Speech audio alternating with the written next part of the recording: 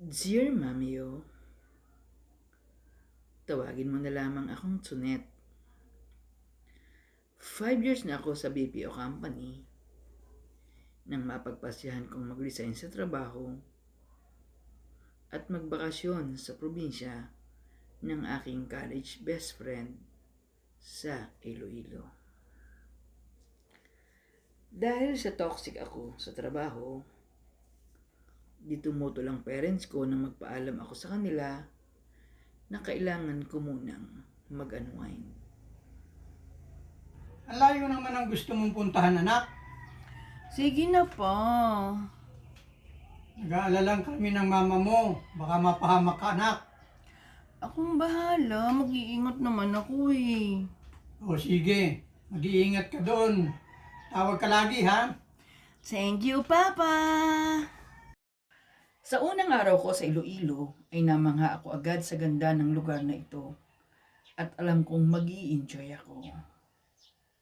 Kinabukasan, nagsimula na kaming mamasyal sa farm na pag-aari ng pamilya ni Olga, ang aking college best friend.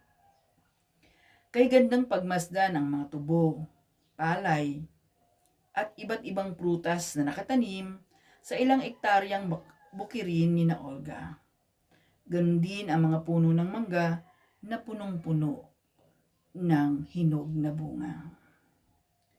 Hindi ko naramdaman ang pagod ng mga sandaling iyon dahil sobra akong nag-enjoy sa aming pag-iikot sa farm. Isang masaganang hapunan ang inihanda sa mesa at iba't ibang prutas ang kasama nito. Tunet, maupo ka na at kakain na tayo. Late naman kasing uuwi ang papa ni Olga kaya tayo lang ang kakain. Olga, tawagin mo ng ate mo, nasa study room. Ma, andito si Kuya Fred. Maayong gabi. Auntie. Ma'am? Ay kuya, di ko pa kayo na-introduce sa isa't isa. This is Tonet, my college best friend. Franny, this is my ever handsome cousin, Mr. Fred Montesilio. Twin brother ni Papa ang papa niya pero playboy kasi papa niya. Kaya dalawa na lang sila ni Auntie ang magkasama. Doon sila nakatira sa kabilang farm. Kuya, this is Sunet. Kuya. Nang abutin ni Fred ang aking kamay at halikan, ibang bultahe ang aking naramdaman. Lalo na nang matitigan ko ang kanyang mga mata. Ops kuya, kalma lang, kalma. Napahiya akong binawi ang aking kamay at naupo na lamang ako sa dining chair. Oh, kaon ka ta. O kuya, ano yung dala mo? Ang dami naman. Batchoy, bigo at prutas lang ito. Oh mama, di ba pag napunta si kuya dito, biko lang ang dala, minsan nga wala eh. Bakit ngayon ang dami-dami? Olga, huwag nga busitin ng kuya mo. Buti nga yan, bukas hindi na tayo magluluto. Nahihiyang napangiti lang si Fred ng mga sandaling iyon. Kuya, mainit pang batchoy, parang kaluluto pa lang ah. Sino nagluto nito? Ako. Oh wow, nandito lang si Tunet. Nagluto ka na ng batchoy. Sana all may pabatchoy. Alam mo ba, Tunet? Matagal ka nang gusto ng kuya ko. Gustong-gusto ka niya ng mamit mula nang makita niya ang beauty mo sa social media. Kung pakiramdam ko, namumula ako noon. Si Fred naman ang tingnan ko sa gilid ng aking mga mata na iba ang malasadyo marudo niyang kagwapuhan, Mamiyo. Yes, hindi nalalayo ang tindig, kulay, body build at mukha niya sa sikat na si Sanjo Marudo. Ang pagkakaiba lang nila, si Fred ay may nangungusap na mga mata at baduy kong pumorma. Pormang probinsyano, Kain na to, Net. Olga, ang kulit mo talaga. Lagi mo na lang inaasar ang kuya mo. Asan bang ate mo? Tawagin mo na. Tahimik kaming naghapunan noon, pero patuloy ang pangaasar ni Olga kay Fred. Habang si Ate Orgy naman, ang panganay na kapatid ni Olga, ay ngumingiti-ngiti lamang habang kumakain. Nabanggit ni Olga noon na tahimik lang talaga ang ate niya. Studios kasi ito, nagpapakadalubhasa sa pagdodoktor. Pagkatapos ng hapunan, nag-usan akong magugas ng pinggan habang si Fred naman ay naglinis ng mesang pinagkainan namin. Si Ate Orgy ay bumalik sa study room. Si Tita ay nasa coffee table malayo sa amin. Samantalang si Olga ay nanunukso ang tingin habang nagbubutingting sa kusina. Marunong ka palang maghugas ng pinggan. Bakit naman hindi? Saan pala kayo sa Manila, ma'am? Sa San Juan po. Magtatagal ka ba dito sa amin? Maraming magagandang lugar dito. Actually, 1 week lang ang plan ko. Maghanap kasi ako ng bagong trabaho. Kari-resign ko lang kasi sa BO company 2 weeks ago. So, pwede ka palang magtagal dito. Komento ni Fred habang inaayos ang mga pinggan kong hinugasan. Bahagya pa siyang lumapit sa akin kaya kumabog ang aking dibdib. Magagalit ang parents ko lalo na si Papa. Kung di nga kay Mama, di yung papayag na umalis ako ng malayo. Kuya, di ka pa nanliligaw, busted ka na. Nahihiyang nagkamot ng ulo si Fred sa komento ni Olga. Nagtungo kami sa veranda kung saan maraming halamang bulaklakin nang dumating ang papa ni Olga. Isang puting malaking gumamela ang inabot sa akin ni Fred. Mahilig ka ba sa bulaklak? Sa mga halaman? Sakto lang, pero yung mama ko, plantita yun. Ang dami niyang halaman sa bahay. Anong hilig mo? Matulog most of the time. Tulog ako sa araw kung night shift ako. Mag-milk tea. Yun lang, simple lang ang buhay ko sa Manila. Bonding moment namin ng mga kapatid ko ang magluto. Every last Sunday of the month, we will make sure na nasa bahay kaming lahat. Yung eldest namin, si Kuya Lucas, at kaming 3 babae. Madami pala kayong magkakapatid. Ako? Solong anak, pero si Papa may 2 anak sa bagong partner niya. May isa din sa dating partner niya at ewan ko. Sabi nila baka marami pa. 4 kami, ako yung youngest. Pamilyado na yung 2. Si Kuya at si Ate Maan. Si Ate Nina naman, planning to get married this year. Kumusta kayo ng father mo? Kasi nakwento ni Olga na, ayun ba? Okay lang. Pinatawad na namin siya ni Mamang. Mabait kasi ang mamang ko kahit kailan, di niya ako tinuro ang magalit kay Papang. Katunayan, yung kita ng farm namin, binibigay ni Mamang ang kalahati kay Papang. Katwiran niya, di naman daw namin mababaon ang kayaman ng material sa kabilang buhay. Close ka sa mga kapatid mo? Oo, lalo na yung sumunod sa aking babae. Very protective ako sa kanya. Pero isa lang ang request ko sa kanilang lahat. Igalang nila si Mamang. Walang magiging issue sa amin. Talaga? By the way, ang galing mong managalog. I thought di ka sanay sa Tagalog. Taga-Taya ba si Mamang? At nag-aaral ako ng UP Los Baños. Kaya nahasa ako doon. English at Filipino kasi ang medium of instruction Talaga? Taga-UP ka? Ang galing naman. Ako, taga-tabi-tabi lang. Anong tabi-tabi? Private university, na di kasing sikat ng school mo.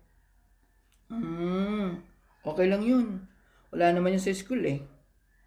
Marami namang bagay na matututunan mo sa labas ng university o sa labas ng eskwelahan. Ang importante kasi paano mo papatakbuhin ang buhay mo. Dahil ikaw rin naman ang magpapatakbo nito dahil ikaw may hawak ng timon eh. Wow! Ang lalim naman. Parang university lang ang topic natin. Ngayon naging timon na. Pasensya ka na ha. Marami na kaming napagkwentuhan ni Fred at nakampante na ako sa kanya. Malalim na ang gabi ng... Ay, sorry, gabi na pala. Magpapaalam na ako pero pwede ba kitang maimbitahan bukas? Pasyal lang kita sa tourist spots dito. Magpaalam ako kay Olga. O sige, paalam na din ako kina uncle at auntie. Nasa guest room na ako nang mag-notify ang friend request ni Fred sa akin. Kumusta ang kuya ko?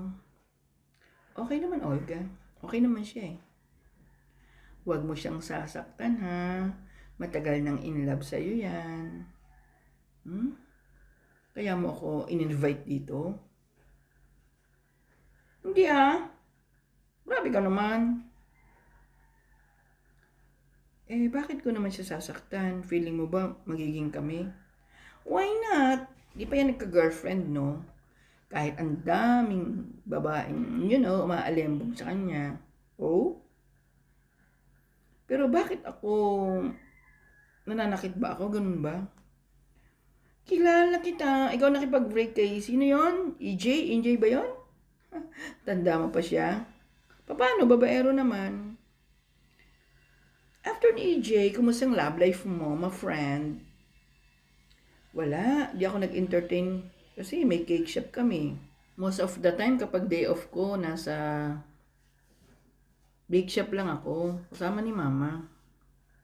So, alam mo, very stressful yung trabaho ko, kaya nga nag-resign ako eh.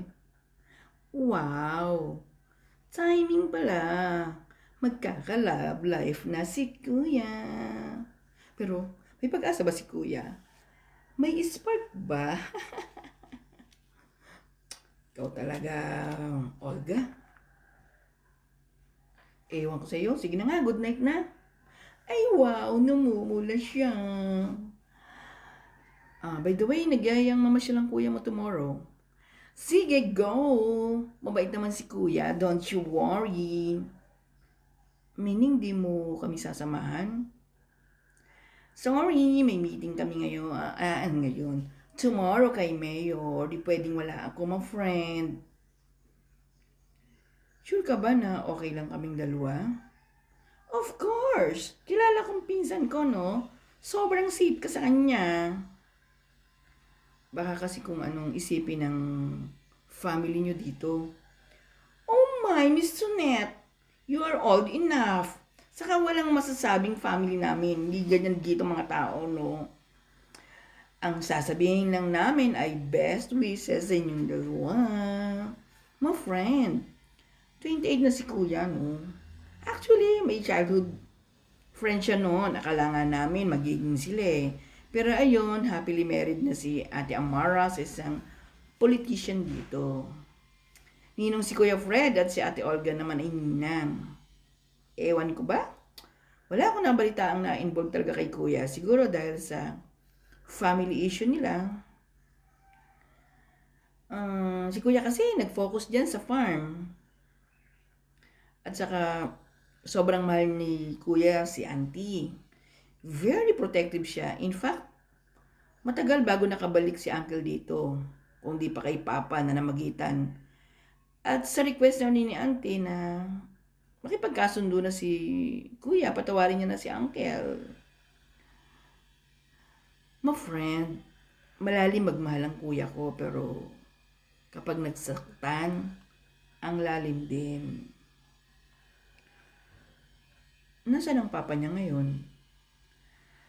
Nasa ibang bayan, may business naman na minamanage si Uncle doon. Yung mga anak ni Uncle, Yun sa ibang babae, nagbabakasyon dyan, kina kuya. Katwiran nila ni auntie. Walang kasalanan yung mga anak ni uncle. Anyway, mag-beauty rest ka na, my friend. See you tomorrow. Kinabukasan nga, maaga akong sinundo ni Fred upang magtungo kami sa napakagandang lugar na isla.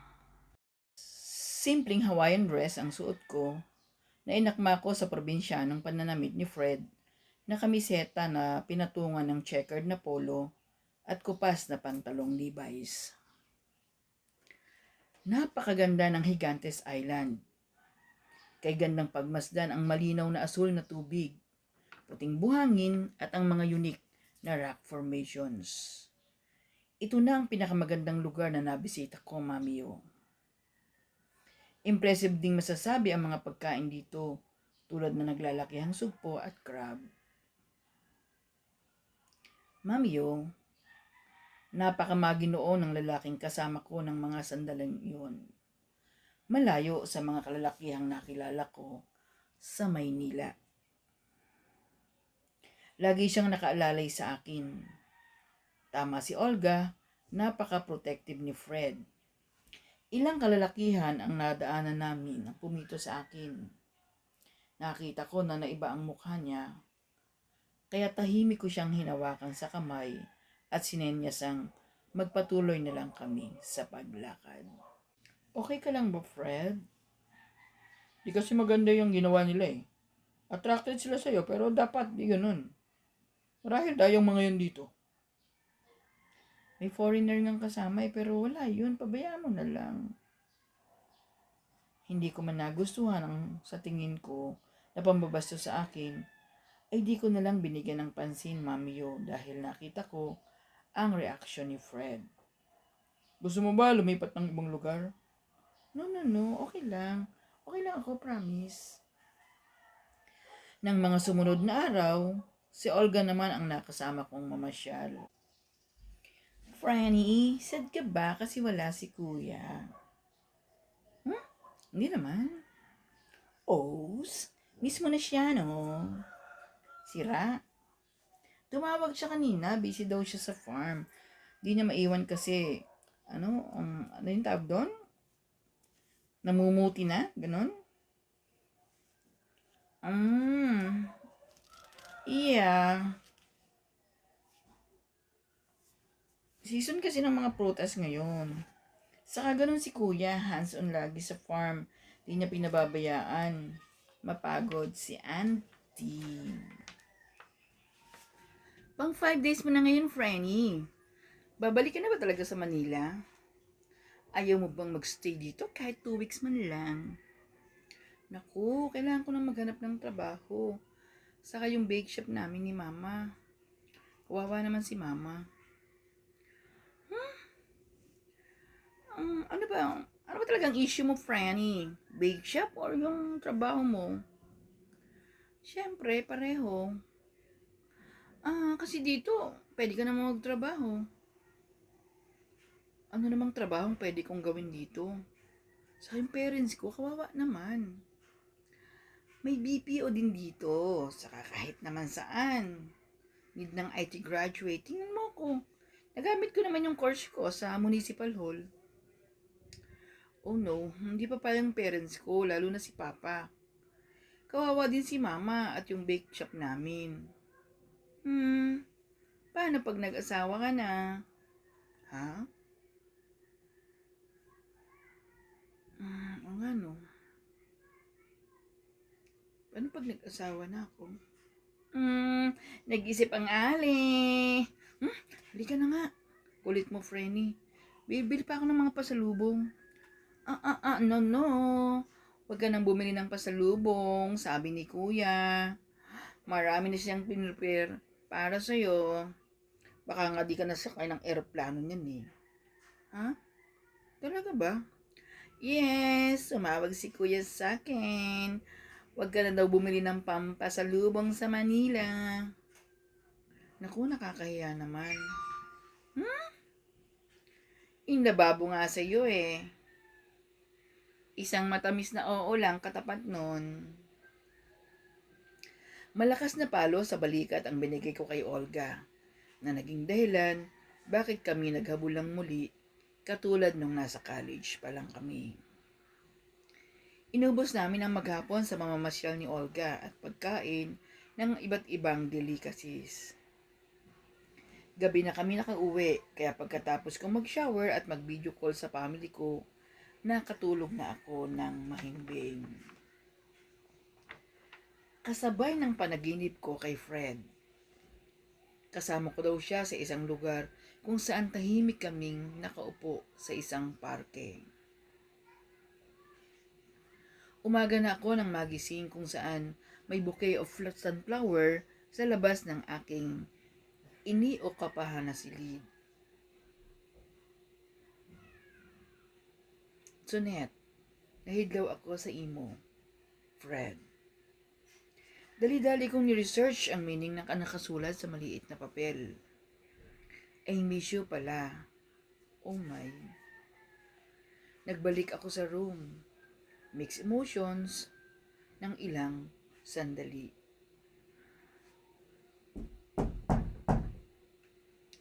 Wow, iba na ang may pa-flower. Kailan pa mga bulaklak na to?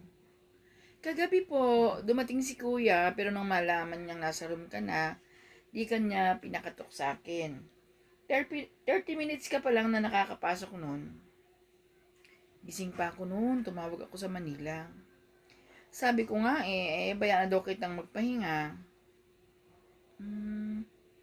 Kumusta siya? Aba, ganyan din ang tanong niya sa akin, kumusta ka daw? Bakit kaya di kayo mag-usap sa phone, no? Or sa messenger, alam ko naman na magka-FB na kayo. Oo nga naman. Pero pinupusuan lang naman ni Fred lahat ng post ko sa FB. Good night at take care lang naman ang messages niya sa akin. Kapag nag-good night to ako, pupusuan lang niya. Ay nako, ewan ko sa inyong dalawa ang aarte nyo. Bye muna! Bye-bye! May aayusin pa ako. Pagkatapos naming mag-almusal, inihanda ko ang aking maruruming damit. Hep, hep, hep! Palondri natin yan, namin na. Huwag na. Wala naman akong gagawin. Rest day ko ngayon. At bukas, babalik na akong Manila.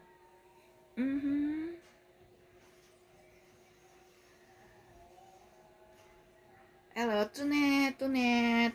Si Kuya, may tawag. Ano daw? Pwede ka raw bang ma-invite for lunch dito sa kanila, I mean. Ano pa yan, Tunet? Nahahawa na rin ako sa iyo. Magla-lunch daw ikaw kina Kuya. Okay? Pang 5 days mo na ngayon, Franny.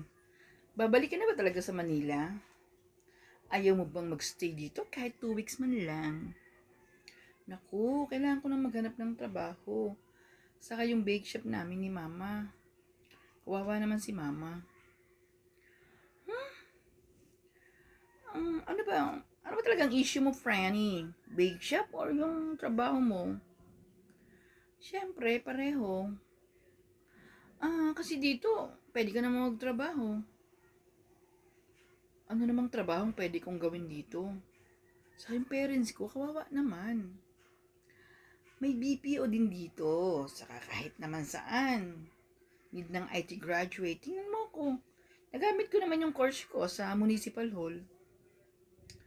Oh no, hindi pa yung parents ko, lalo na si Papa. Kawawa din si Mama at yung bake shop namin. Paano pag nag-asawa ka na? Ha? O nga no. Paano pag nag-asawa na ako? Nag-isip ang ali. Halika na nga. Kulit mo, Frenny. Bibili pa ako ng mga pasalubong. No. Huwag ka nang bumili ng pasalubong, sabi ni kuya. Marami na siyang pinrepare para sa'yo. Baka nga di ka nasakay ng eroplano niyan eh. Ha? Talaga ba? Yes, sumawag si kuya sa akin. Huwag ka na daw bumili ng pampasalubong sa Manila. Naku, nakakahiya naman. Inababo nga sa'yo eh. Isang matamis na oo lang katapat nun. Malakas na palo sa balikat ang binigay ko kay Olga na naging dahilan bakit kami naghabulang muli katulad nung nasa college pa lang kami. Inubos namin ang maghapon sa mamamasyal ni Olga at pagkain ng iba't ibang delicacies. Gabi na kami nakauwi, kaya pagkatapos kong mag-shower at mag-video call sa family ko, nakatulog na ako ng mahimbing. Kasabay ng panaginip ko kay Fred. Kasama ko daw siya sa isang lugar kung saan tahimik kaming nakaupo sa isang parke. Umaga na ako nang magising kung saan may bouquet of sunflower sa labas ng aking iniukapahan na silid. Sunet, nahidlaw ako sa imo, Fred. Dali-dali kong ni-research ang meaning ng nakasulat sa maliit na papel. I miss you pala. Oh my. Nagbalik ako sa room. Mixed emotions ng ilang sandali.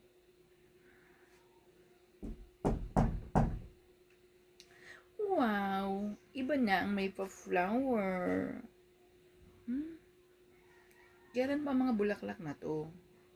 Kagabi po, dumating si kuya pero nang malaman niyang nasa room ka na, di kanya pinakatok sa akin. 30 minutes ka pa lang na nakakapasok nun. Gising pa ako noon, tumawag ako sa Manila. Sabi ko nga bayaan na daw kitang magpahinga. Kumusta siya? Aba, ganyan din ang tanong niya sa akin, kumusta ka daw? Bakit kaya di kayo mag-usap sa phone, no? Or sa messenger, alam ko naman na magka-FB na kayo. Oo nga naman. Pero pinupusuan lang naman ni Fred lahat ng post ko sa FB. Good night at take care lang naman ang messages niya sa akin. Kapag nag-good night to ako, pupusuan lang niya. Ay nako, ewan ko sa inyong dalawa ang aarte nyo. Bye muna. Bye-bye. May aayusin pa ako. Pagkatapos naming mag-almusal, inihanda ko ang aking maruruming damit. Hep, hep, hep! Palondri natin yan, namin na. Huwag na. Wala naman akong gagawin. Rest day ko ngayon. At bukas, babalik na akong Manila.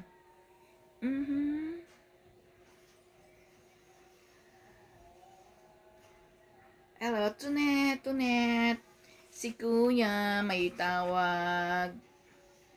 Ano daw?